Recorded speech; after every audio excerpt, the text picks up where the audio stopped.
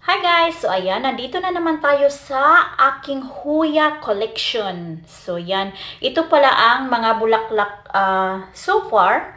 So ito yung pinakagusto ko dito kasi ano siya, yung para siyang purple na basta maganda siya.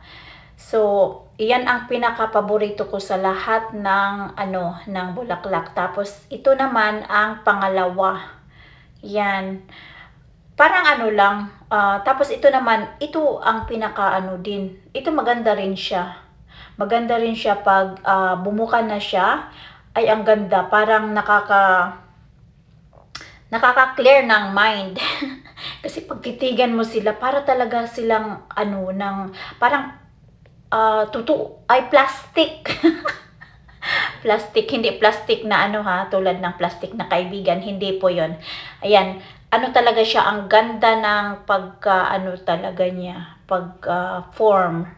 Yan po ang aking mga Hoya collection.